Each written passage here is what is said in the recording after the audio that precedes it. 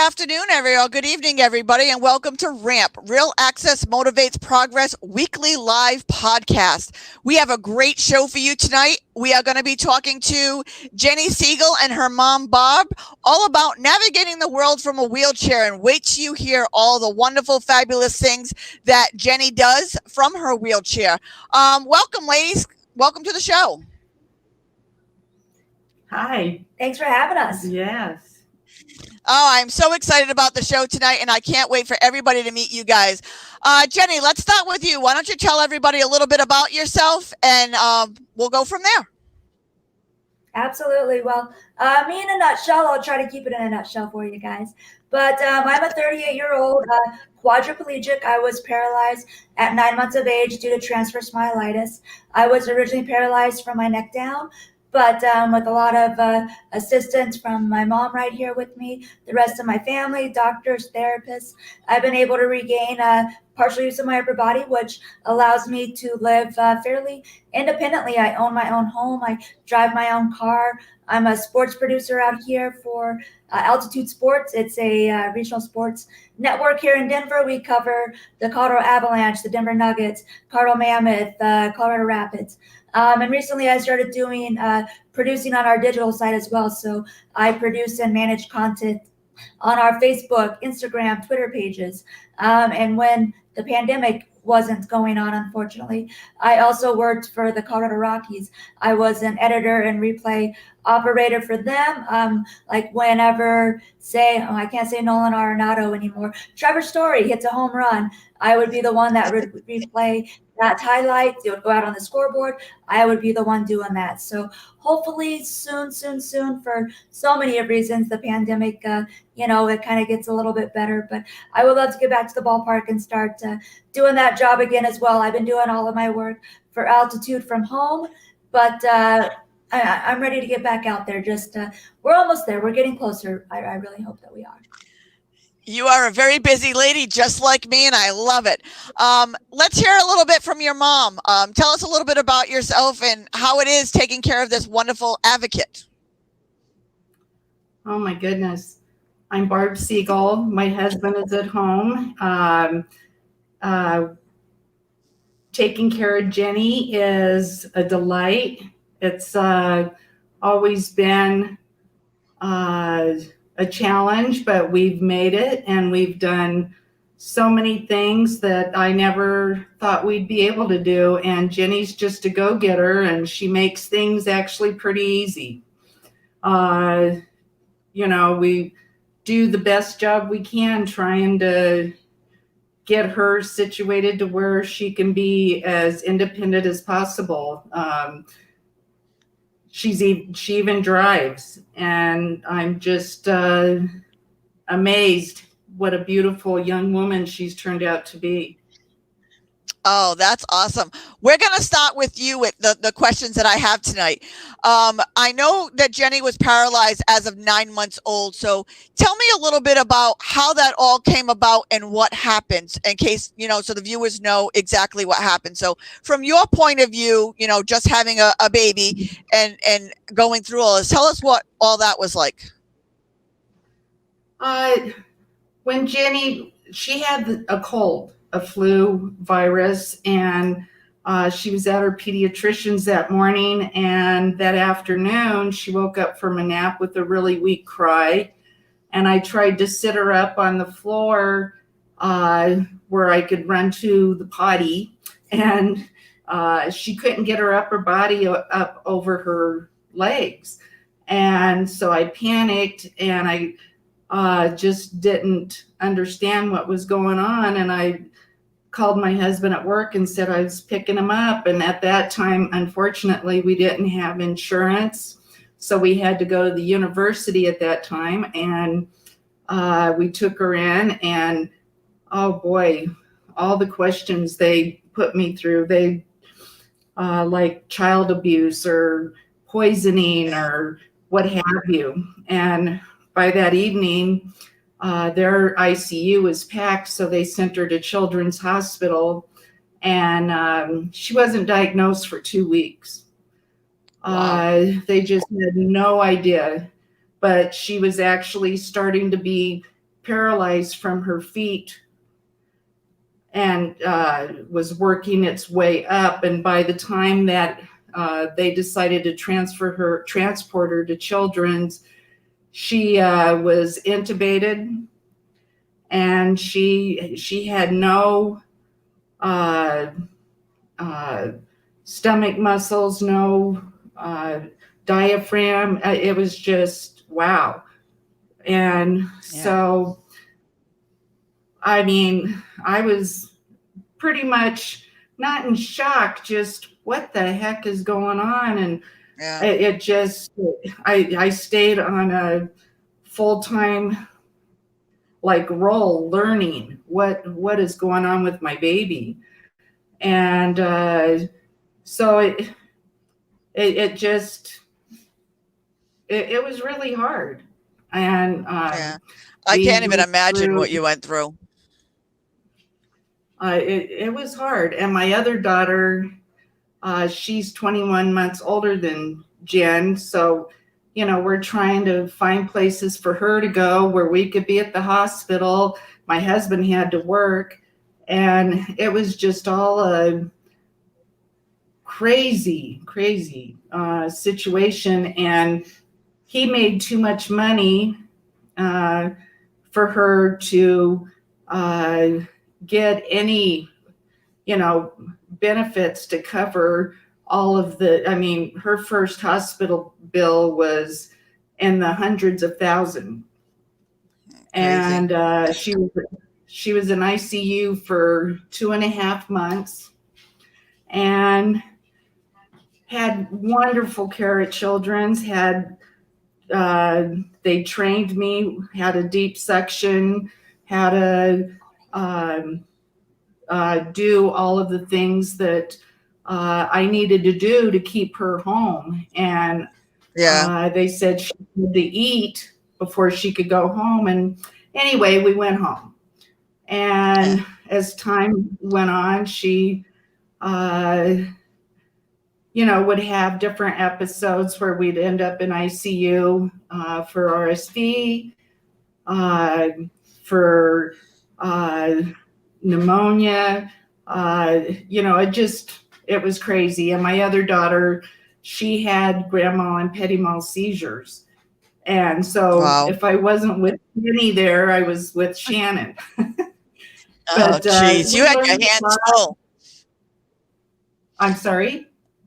I said you definitely had your hands full. Yeah, we did. And there was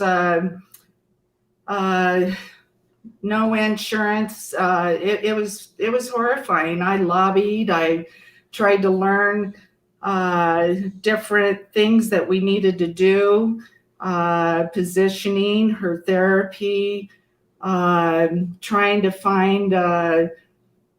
I was calling colleges to help us figure out, this system. Because you weren't getting answers, calling Medicaid or Social Security or, my husband, he made too much money. So, we finally got on a waiver where they waived parental wages because they literally told us the only way we can help you is if you guys get divorced, and then you can go on Medicaid and or get SSI, and then you'd qualify for Medicaid. But it's crazy the way that the system works. And, they'll even tell that to, we were told that when I became disabled after a year I was married. It's either you stay together and get nothing, or, you try to manage the way it is. Unlike me, I've only been in a wheelchair for 7 years, so I know life from both sides. Jenny, you only must have memories of being in a wheelchair, so it was your norm. When was the earliest memories of you having that the wheelchair was like no big deal to you, or was it more that I don't fit in with everybody else? How was that for you? I would have to say that I feel very, very blessed and lucky that, I grew up in the same neighborhood. I went to the same school district throughout my whole stretch of schooling. So I had the same I had the same friends. My sister's only 21 months older than I. And the way my parents raised me is, you're never going to use the wheelchair as an excuse for anything. That's never going to get in your way. And you're not going to get any, shortcuts for that. When we were kids and my sister had chores, I had chores. When she was either vacuuming or folding laundry or whatever the case would be, I'd be feather dusting. I would be folding washcloths with her. I mean, I always had responsibilities because my parents always taught me that nothing's going to be given to me. I have to work for it. And, living in a wheelchair, this is the only way that I know. And I do remember glimpses, of being a really, really small kid and, using the electric wheelchair, and the chair was way bigger than me and trying to figure out how to use this piece of equipment. But it never seemed to be that big of an issue from what I remember. And then as I get older, I just remember it was just part of me, when I was outside playing with my sister and my cousins.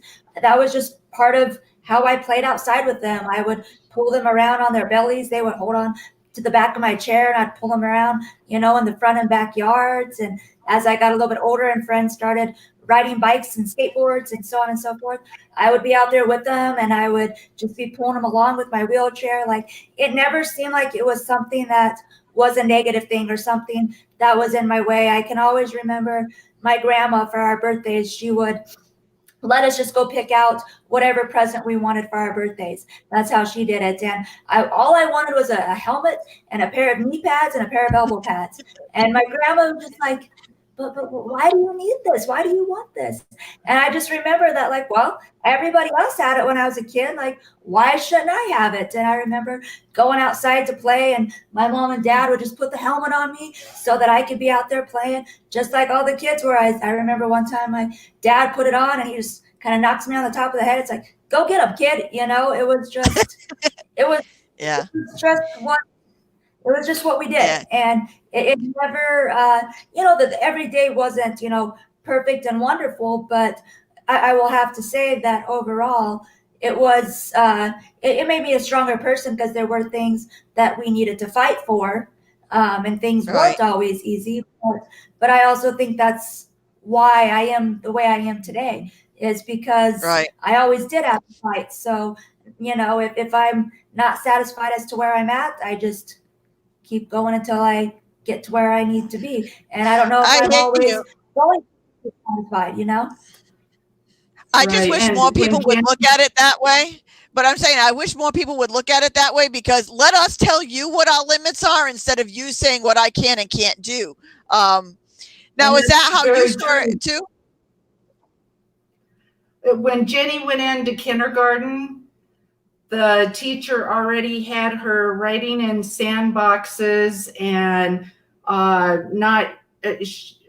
she had her idea of what Jenny couldn't do without asking anything. And we went in there. I had her speech therapist through Children's go in and set in with me and explain to them she can write, she can do whatever, upper body, as long as she's in her chair, she can do whatever the other kids do with some assistance.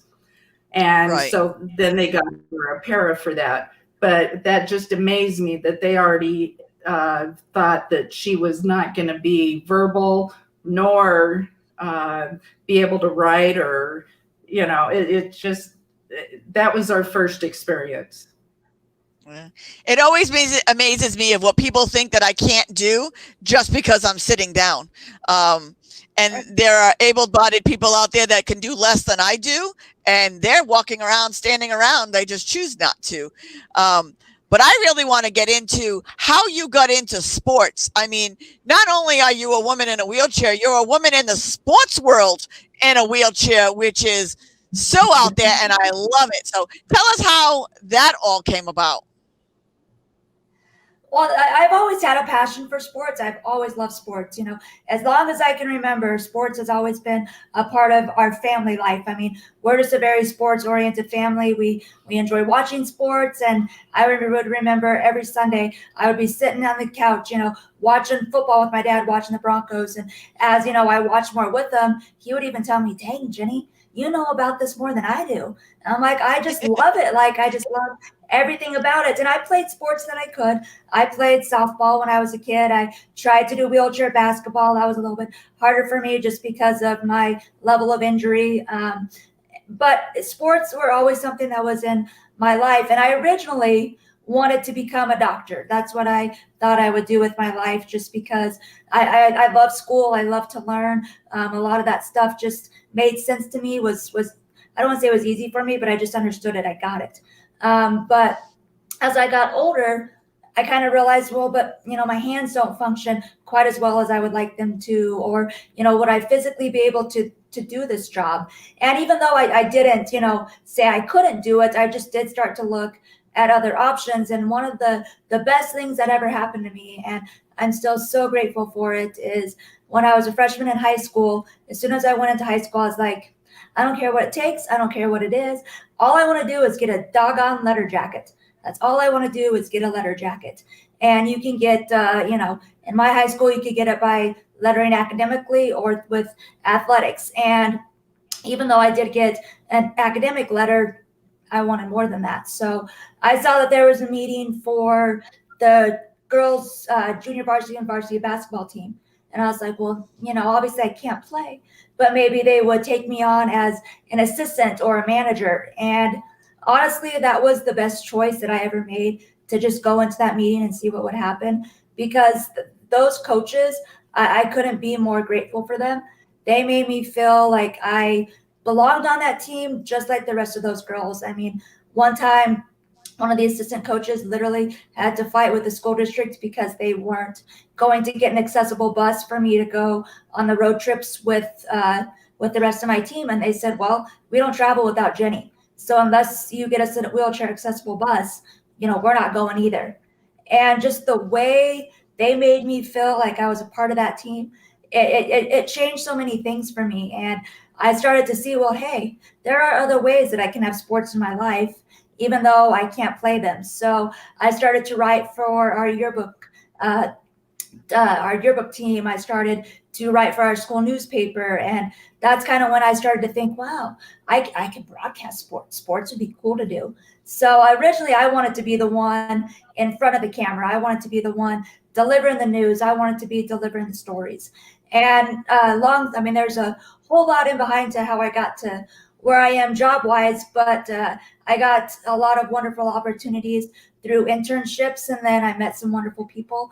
And Altitude launched the same year I graduated from college, but I didn't. I took a year off because I was Miss Wheelchair Colorado back in 2004. So I didn't pursue a career right away. That's why I did more internships, but I got a chance to get another internship with Altitude. And at first I was like, I'm a stubborn 22, 23-year-old kid.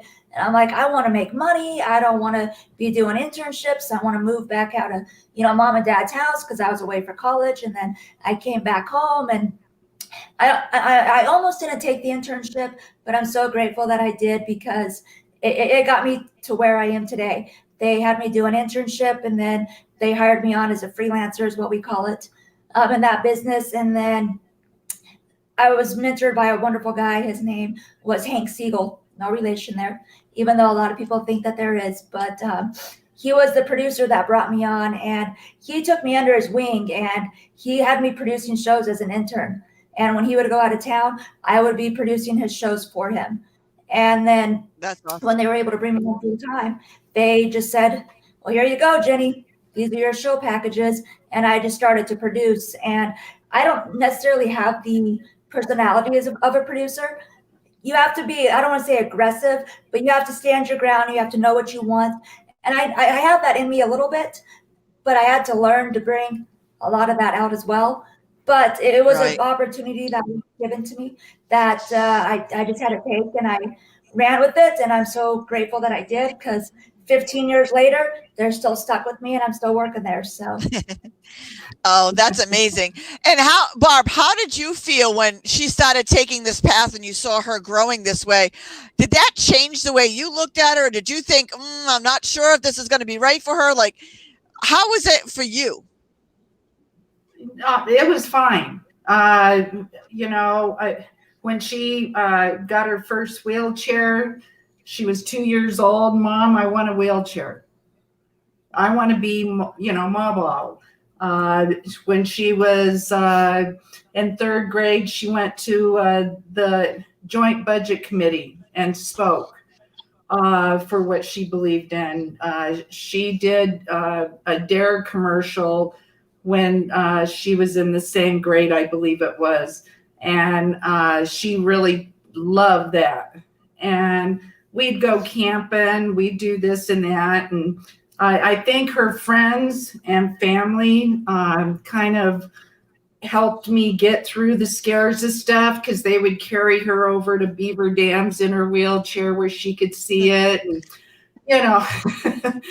just normal, really normal things that I was panicky. I'd say, Jenny, don't go that fast or this or that. But, it showed me, she's pretty tough. Yeah. Typical mom stuff. The moms always worry, Yeah.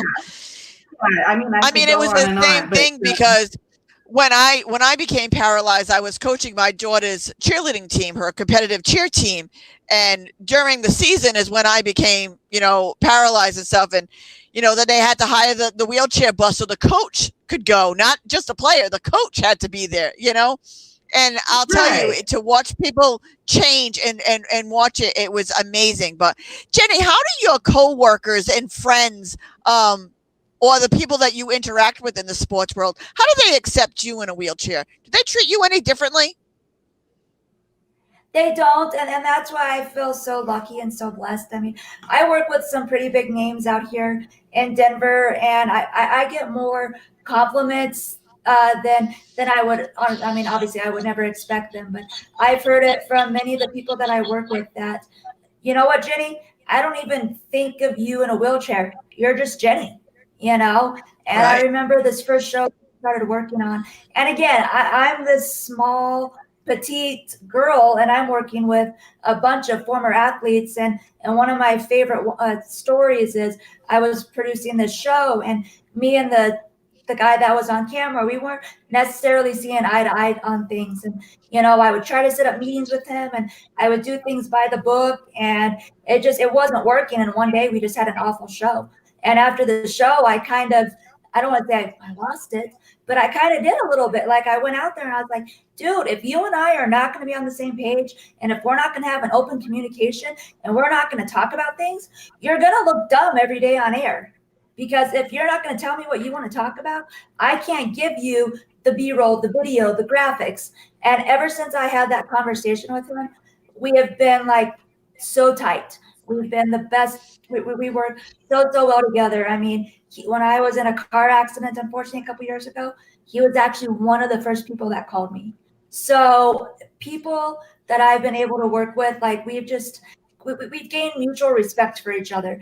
And not once have I ever felt like they expected less from me, or that they didn't think that I could do something. Because I work with some pretty big names out here. Sometimes I get intimidated, like, oh my goodness, I'm going to be so-and-so's producer. Like, how am I going to do that for them? But it's working so well. And I just feel like everybody that I work with, my bosses, everybody just has like just a respect for me, and that they know that I work hard, and I don't want anybody to think of me as Jenny in the wheelchair. I just want them to think of me as Jenny, and that's all I am. And I never want to be seen or looked at any differently. And that's been the way it's been forever. That's probably one of the biggest messages that I think that we need to get out there. We fight so hard not to stand out, We fight hard so we can fit in. We don't want to be an inspiration. I'm not inspirational because I get up, get dressed, and I have shoes on. Because trust me, when you don't feel your feet, having shoes on is a really big thing for me because I forget them 90% of the time. But we just want to be like everybody else. You know what I mean? I make mistakes like everybody else. I do things. I happen to be in a wheelchair.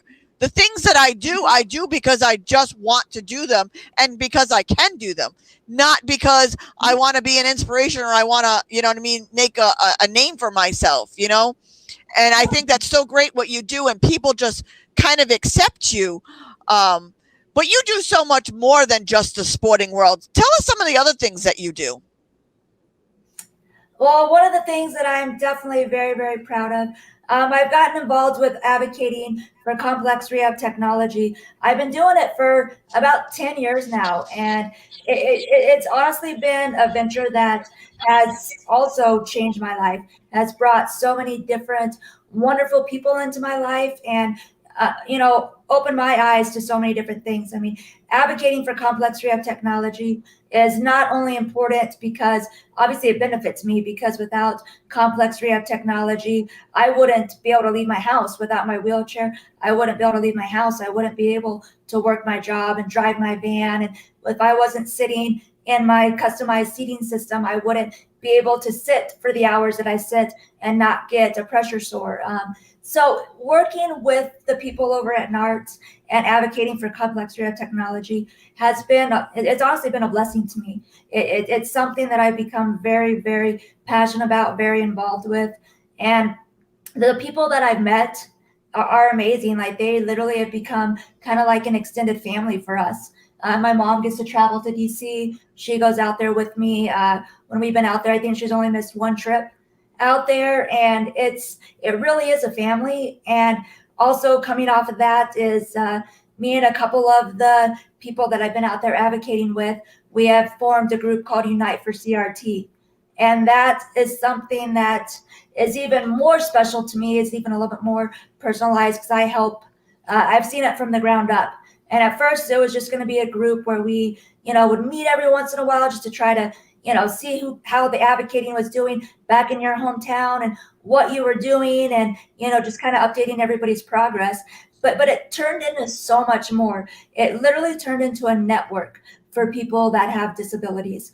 And we've had some wonderful, wonderful meetings where we've talked about, it's basically about living life with a disability and some of the things that we have to endure and that we experience and how we get past that. And we've talked about traveling with a disability, which I could share stories and stories with you guys about that, and how I balance my caregiving system at home, because without caregivers I wouldn't be able to do what I do either. And last night we had a wonderful meeting where we discussed terms that people use to describe someone with a disability. And Tina, you were part of that conversation, and literally I think it was one of the best, like, professional but fun conversations I've had in such a long time, because we were able to not only relate to each other, but I think we learned a lot from each other too. And that's what I really like about Unite for CRT is, yeah, even though I've lived, with a disability for 38 years, by no means am I an expert. I feel like I'm doing well with it, but there's still so much that I can learn. And last night, I feel like I learned a ton. Yeah, I think it's great. And we met through Unite CRT. So it is a wonderful system because it brought us together. And, we learned so much that even we are people with disabilities, and we learned words that we weren't aware of. And we learned different reactions of things that, we weren't aware of. And, the whole language first, I get language is important, but in the reality of it all, it basically boiled down to open the conversation, open your perspective, and don't do it from a negative point of view. And we're willing to open our hearts and learn from you and learn from us. And we're stronger together. We all need each other. And, that's, the biggest thing that I got out of Unites is RAMP and Unites are now united. We do a lot of the things that we do together. And I think it's great because it brings great advocates together, and it brings said, we'll never know everything about disability. I mean, I know about my disability, the ins and outs, but I don't know about yours. I don't know about others. And I learned so much, you know what I mean, from other people. And Barb, you must learn a lot, you know what I mean, not only what Jenny goes through, but sitting through those meetings and learning about other disabilities and how it affects other people. It must be a whole new eye-opening adventure for you as well. Well, when Jenny went to college, I went out in the field and worked with, through a home health care agency and helped and worked with elderly people that was paralyzed or CP or all different kinds of disabilities. So I firsthand did get to work for 5 years with these people, and then hearing some of the things through CRT and all the people that has responded are just incredible, and it is eye-opening still. Yeah. I've met so many And wonderful people through Unite CRT. Ben, who makes the off-road wheelchairs, and, Chris about the adaptive sports, and you and Karen and Annette, who, you know what I mean, is the tech person behind it. But it's such a wonderful community, and we're from all over the country. So we're not just from the same state or advocating for the same thing. We're from all over the country, so we're learning from each other. And I think that's the important. Give everybody the website and tell them a little bit about the town hall meetings that they can sign up for and they can be part of. Well, if you go to NART's website, which is nrrts.org, then you can go to the sub page is there for Unite for CRT. So that's where you guys can find us. And there's postings. We have a Facebook page. We have a YouTube page. And we have these monthly town hall meetings. We're going to start now calling them Unite for CRT conversations, because it's became more of a conversation, and that's kind of what we wanted it to turn into anyways, is it to be a very interactive learning experience. And we have these meetings once a month, and we send out flyers. You'll see it on social media. But if you go to NART's website and then go to the sub website for Unite for CRT, it's going to have just a quick overview of what the group is, and then it'll give you links so you can register for our meetings, and then you can also find those links on social media as well. But we're really just trying to spread the word and to just get a really good group together, which, as Tina kind of already alluded to, we've met some great people. We've met Ben. I've met you, Chris. I get to meet with him next month to discuss adaptive sports. I mean, it's amazing. The one, I guess you could say, one good thing, in my opinion, from the pandemic is I sincerely miss seeing these people in person. But everybody's had to learn how to do things virtually. And like how you were saying, Tina, that's how we've met these people across the country. Ben's in Georgia, Right. You're in Rhode Island, I'm here, Molly's in California, and with it. So if there's one good thing that for me that's came out of this pandemic, is that we've all stayed in touch, but our group has grown, and we've gotten to meet so many wonderful people. And I've learned so much. Yeah. The nice thing I like about the town hall meetings, and I want to make sure that our listening audience hears this, you do not have to have a disability to get something out of these town hall meetings. There are able-bodied people, there are PTs, there are OTs, there are people from all areas. There are people who just have family members who happen to be in a wheelchair or part of the disabled community. So you do not need to have a disability to join in the conversation. Because I'll tell you, you will learn so much. Tell everybody a little bit more about that, because I want everybody to know that this is not just a bunch of disabled people talking. This is everybody joining the conversation.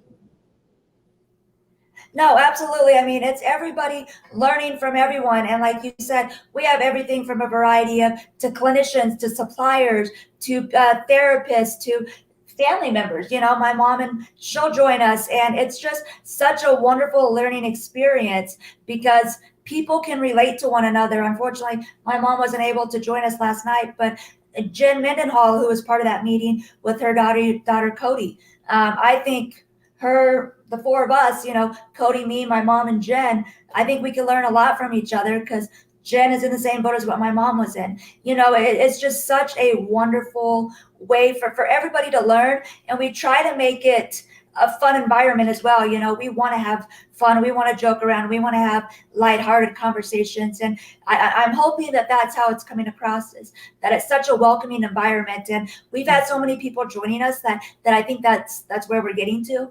And that's something that I'm really proud of, because again, it started off with just a couple of us, a couple times a couple of spread out over a couple months. We would just check in with each other and see how things are going. But we wanted it to be more. And that's how it's turned into where we are. But it's just such a great way to network and meet people and learn. But in the same token, we're having a good time. Like last night, it didn't seem like it was a presentation that I had to prepare for. And yes, I was, I was focused and I did what I needed to do, but it was a lot of fun. Yeah. And everybody joins in. Like I said, whether you're disabled or not, everybody joins in because everybody has something to say. I know I work with a bunch of college students here on many different projects. Actually, one of the college projects that I worked on that we'll hear about next week, they actually started their own business for a lap snap it's a shopping basket that I use for everything. But it started at a college. They just heard me talk. They got more involved, and they're going to be joining the town hall so they can learn more from people across the country. So any age, any person, anybody can get involved in this. And that's the biggest message that I think people should get from this, that you don't have to have a disability to get something out of this or to be part of the conversation.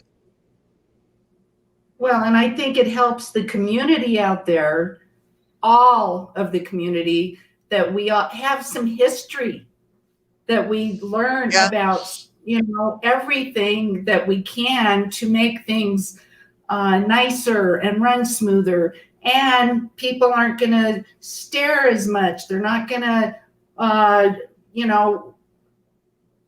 push their way in and, like you can't do anything and, get in your way when you're trying to do something. And, it's just very, very good information. I wished I had it when and after Jenny was paralyzed. I think it's the information is so important as everything else about human life. Yeah. I mean, education and knowledge is power. I've learned that, and I truly believe nobody is maliciously inaccessible or trying to do the wrong thing. I mean, obviously we live in a world where there are some horrible people. But I think the majority of people, they have the best of intentions. They just don't know. And I know so many people just from listening to my podcast every week have learned so much from me. Now joining these town halls and learning so much from other people, I think we're just opening and changing perspectives for people. And that's what we want to do. You know what I mean? We want to work together because the able-bodied and the disabled community, somebody is going to end up in your family as part of the disabled community, whether it's temporary, permanent, at some place, the elderly or whatever. We're all going to be meshing together. Learning about this now makes it so much easier later. What are your thoughts on that, Jenny? I mean, I even brought this up in our meeting last night. I mean, again, I don't see myself as Jenny in a wheelchair. I just see myself as Jenny. And I have my niece and nephew who are 14 and 12, who are literally my world. I love those kids more than anything ever. But I think it's done good things for them to see how I live my life, because they're very accepting of others. And when we are out at a shopping center or whatever, they'll be very aware of where I park my van. Oh, Auntie, don't park there because you don't want someone to block you in. I mean, they've just become so aware of what life is like for me. But it's not like it's a negative thing for them. It's that they've grown up with it and they're very accepting of it. And like my niece, and of course they've been around me, so they understand the things that I need help with. But like one night we were all out to dinner and we were all visiting, obviously prior to the pandemic, and we were all visiting, and without me having to say anything, my niece just opens up a straw, puts it in my glass of water for me, and nobody asked her to do it. And for a 13-year-old, I thought that was pretty cool. That just she just did it on her own. That she just wants to help. And I feel like the more we get out there, the more we talk, the more we educate, it's just going to make people more comfortable in general. And that's what I really like about Unite for CRT, is we're trying to just bring people together, whether they're disabled or not. That way we can educate one another and get everybody on a comfort level. And the thing with Unite for CRT, for people that's listening out there, we're always open to topic discussions. So if you have a topic that you want to hear about or that you want to educate us on, please reach out, let us know. Because again, just because we have a group that organizes these meetings, we want to make this as open to everybody as possible. So if there's something you want to learn more about, or you think you could share some knowledge on a wonderful topic, please reach out. Please let us know. Tina was one of our guests, and it was just very enlightening to know everything that she's doing with RAMP and everything that, I mean, I can't even list everything that you're doing because I don't have my notes in front of me, but you're so involved too. So that's what's so great, is I learned a ton about you and about what you do. And again, even though I've done this for 38 years, I don't know everything. And let me tell you, after I was done talking with you, I was motivated. I was like, dang, look at Tina go. You know, she has these goals and she has this energy. And that's what's great, is we feed off of each other.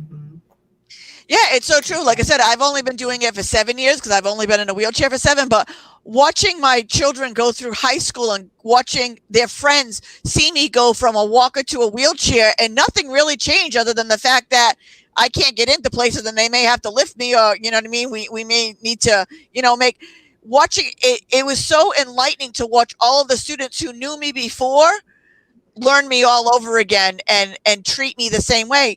My grandchildren are 6 and 2. He'll be 3 this year, but they don't know me any different. This is how they know me. You know what I mean? So this is all that they know. So they become more empathetic, more involved, and more aware knowing this. So bringing this to children who don't have somebody in the disabled community just makes them more aware and more enlightening. I'll tell you, you can change a child's mind way faster than you can change an adult's mind. So get them as young as possible, involved, and it's better. Well, it is. Like, I remember one time we were at Elitch's, an amusement park out here, and my nephew had one of his little friends come with us, and Dylan kept riding on the back of my chair, and Cooper was like, why do you do that? And Dylan's like, why not? It's fun. And I was like, come on, Coop, hop on, you know? And then he got to hop on, and he was like, wow, this is really cool, you know, because I don't know if he has people in his life that are in a wheelchair or have any other sort of a disability, but it was very new to him. And at first he was like, not standoffish, but he just didn't know what to do. But as soon as he saw Dylan just interacting like it was no big deal, and then I was like, well, come on, Coop, try it. You'll see. He thought it was great. And the rest of the day, him and Dylan were fighting each other to see who got to ride on the back of Auntie's chair. So, you know, it was just, it's true. I love that. Yeah. I love it. Yeah. I mean, when we go out to the schools and I bring 4 or 5 people with different disabilities, visible and invisible, and, you know, we get to interact with the kids who've maybe never seen somebody who's disabled, it's so eye-opening. And I mean, I get right down on the floor. We play, what do you think I can't do because I'm in a wheelchair? And I'm rolling all over the floor with these kids. So I'm known as the crazy lady in the wheelchair. So when they see me out in public, they're like, hey, Mom, that's the crazy. And then you see the parents just mortified. I'm like, no, it's okay. It's okay. This is why. They're just more open. They're more involved. They open the doors more. They'll help pick things up. They're just more visible and more empathetic and more helpful because it's the norm to them. Like, she was goofing and playing with us and rolling on the floor. I can treat her like I treat anybody else. Like, it's just so normal. And again, we're fighting to fit in. We're not fighting to stand out. That is what I want everybody to get. But now that we're closing down this hour, we're going to start with your mom. But what is the most important message it is for you as a mom to get across to everybody today? What would be the message you'd want to leave with everybody? Oh, golly. I think the most important message is to let your child have a say-so in their life. We are their parents, but they need to know how to take care of themselves, and they need to know how to make decisions. They need to have the room to do that. And no matter how scary it is, just always make sure you got a backup plan to help them. And just be patient and show and get involved in seating clinic, things that you can get involved in where it makes your life easier as well, to where you're not always having to go to a therapist, to get the wheelchair fixed. You can do it. But because that's their life. We've blown fuses. We've done many things out there. And if I didn't know it, we'd have to stop everything for Jenny and have to go take care of it. Where being an advocate for her and learning, I mean, it takes a lot. It does take a lot. But I was fortunate enough, it took a lot of hours, a lot of time. I was fortunate enough to, things were materialistic things and all that wasn't that important to me. What was important is making sure that they succeed. And I just thank God every day for the support and, your mindset. To, I think it's true because I got to raise my kids. They were healthy. I was not, you know what I mean? I don't know what you consider normal, but I wasn't in a wheelchair. You have the hopes and dreams of the kids, but you still got to let them fail. You got to let them try their things. You got to let them get their bumps and bruises. And people raising children with disabilities is the same thing. You may needed those helmet and knee pads because you fell out of your wheelchair quite a few times. I still do. After 7 years, I am forever falling out of my wheelchair. So I might have needed your knee pads. But we need to, whether your child has a disability or not, you need to push them and you need to let them find their own way and you need to let them fail, but always be there to support them. Thank you. Yeah, I mean, you do. You've got to, when Jenny was paralyzed, I had to think a different way. You always have these hopes and dreams for your child. Well, it was the same hopes and dreams, but just in a different manner. Yeah. And she got there the roundabout way, but she got there. Well, she got there, and she did work very hard. And I think you truly, a lot of parents, I learned when I did home health care, that they just there's no help for them. And when the kids can go to school, they can't wait. And then the kid is, your kid is so important. I mean, it's a gift from God. Yeah. And, you take care of your gifts. Yeah, so true. Jenny, let's hear from you now. What is your most important message that you want everybody to know? My biggest thing that I always just want everybody to know is it's your life. You live life the way you want to, no matter the circumstances that you're given, no matter the circumstances that you're dealt. I never knew any other way. So maybe my attitude could be a little bit different if I knew what it was like to walk and to run and play sports and, have that taken away from me. Maybe I honestly would have a different attitude. But the way that I see it and the way that I was always raised and the way that the doctors and the therapists and everybody always worked for me was that this is your situation. Now you make the best of it. And I think that has to do with anybody's circumstance, whether it's where they live or what their financial status is, whatever it is. If there's something that you want, Don't let people tell you can't do it, or don't let those circumstances be an excuse for you. Use that as a motivator, because you're going to feel so much better about yourself when you're like, hey, look at that. I did go to college. I did Yeah. graduate. And oh, yeah, I do own my own home, and I am driving my own car, and I'm working the job that I really wanted to, because that's what satisfies me. Go after what makes you happy, and don't let Yeah. people tell you that you can't do it or that you're not able to because of whatever the reason is. Follow your dreams and do what you want, because it's your life. If you aren't happy, that's also your fault. So you have Yeah. to do what makes you happy. I 100% agree with you. And going from somebody from living the majority of my life as a walker and then learning how to navigate as a wheelchair, I had two choices: roll in a ball and cry about it, or and waste the rest of my life feeling sorry for myself, or face it head on. I have done way more things from my wheelchair than I ever did when I was walking. I mean, I went rock climbing and skiing and Yeah. surfing, and I've done way more because I've learned that life is too precious. I've learned that no one can live my life but me, and no one makes decision for my life than me. So you can have all of your qualms or whatever, but it's me that has to live my life every day, and it's me that's going to make the most of it. So cry, wallow, whatever, but get over it and move on and make the most of every second that you're here. I truly believe that, and like I said, that's why we get along so well, because I really believe that we're the same person on opposite sides of this great country that we have here. But also, I want to tell everybody that you're a big advocate of our red bag initiative. You guys are red bag carriers as well. If you don't know by now what our red bag is, it's carrying all of your medical information on you at all times that's non-tech based. So it works for whether you're disabled or not disabled.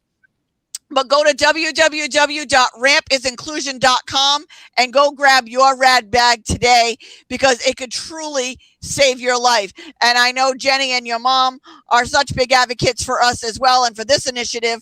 So we're spreading it. It's not a Rhode Island thing. It's a national thing. It's a national initiative that so many people have bought into, and it's so important.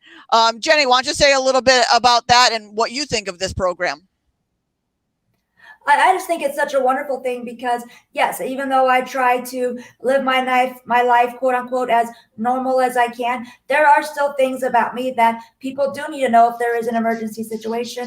And if I'm not able to describe what I need or what's going on, having that information that someone can easily access and read it and see what's about me, and they don't need to get into my phone and they don't need to do that. It is such a big and important thing, because it really can obviously save your life. Because if I'm in a point Yeah. where I can't communicate and speak, it's good that someone can just find that red bag and know what they need to know. Yeah. I love it when I'm out and about and somebody says to me, "Oh, I have that information on my phone, or I have it on a USB." Well, Yeah. I don't know an EMT or doctor out there that's going to say, "Please don't die just yet. Give me the passcode to your phone so I can find out your Yeah. information." Or the middle of a hurricane when there's no power, now you're in big trouble. This is carrying your medical information on you at all times, and whether the situation, it's with you, and it's so great. But I am so glad that you ladies have joined us tonight. Jenny, give us the website for NARTS and for Unite CRT so people have that one more time. NARTS is nrrts.org, and then that's how you can get to Unite for CRT. Their website's a little bit longer, but if you just go to narts.org, you can click on Unite for CRT and get to that link. Another website that I want to share, if people want to know about me or get into contact with me, I have my own website up. It's jennysiegel.com. I would love for listeners out there, if you would like to know more about me or ask any questions, my contact info is up on my website. I would love to have some visitors there. And then another great website, accesstocrt.org. That's for people that want to start advocating for complex rehab technology, but that don't really know how to do that. It gives you templates on how you can contact your congresspeople and your senators. That way, you know what verbiage to say and what bills we're fighting for. And it also just gives you an overview of what complex rehab technology is. And for people that, do have a disability, or as Tina was saying, you never know when that's going to happen in your world. You never know when you're going to have a family member that might need to start using a wheelchair, or that might need a certain piece of equipment. So complex rehab technology is so important to so many people. Yes, I advocate for myself, but I advocate for others too, because you just never know. And then some people, they aren't as comfortable in their skin as I am. And so I like to be a voice for other people, because I know what this equipment does for me, and I know how important it is to my everyday existence. So if it's something that you guys, want to know more about, access to crt.org is just a great resource. Again, it tells you how to advocate, it simplifies it for you, and it also tells you what complex rehab technology is. So that's something that could really benefit people out there who would want to start advocating. They're not quite sure how to get started. And that's great. So, go onto those websites. Make sure that you register for the Unite CRT town hall meeting. You have to register, and then they will send you the Zoom link. But register. What do you have to lose? It's an hour of your time, and you're going to meet some amazing people that are truly going to change your life. So go on to NARTS, go on to Unite CRT, click on Jenny's Facebook page that she's tagged in. Reach out to me. I could hook you up with Jenny. We're friends. We talk all of the time. So if you can't find her page, or you can't find one of the pages, reach out to me, send me a message, and I will link you guys all up together. So reach out, go, but just educate yourself. Find something new and change your perspective. If we change our perspectives, we will change the world, literally change the world. But thank you so much, ladies, for joining us tonight. I cannot wait to continue our friendship and our advocacy together. We will be doing so much more together. But thank you very much, ladies, for joining us tonight. I really appreciate it. Thanks for having us on. Yeah, thank you. It was a lot of fun. Oh, thank you. And I may want to make sure that everybody joins us next week, same time, same place at RAMP, Real Access Motivates Progress, or the Coalition Talk Radio. We have an amazing show for you next week. Again, we will be talking to the college students who started their own business called LapSnap, Include Design. You are going to meet 3 amazing young ladies who have taken their school project into their own business. So make sure you join us next week at 7 p.m. Have a great week, everybody. Be blessed and reach out. Learn something new this week. Have a great one. See you next week. Bye, everybody.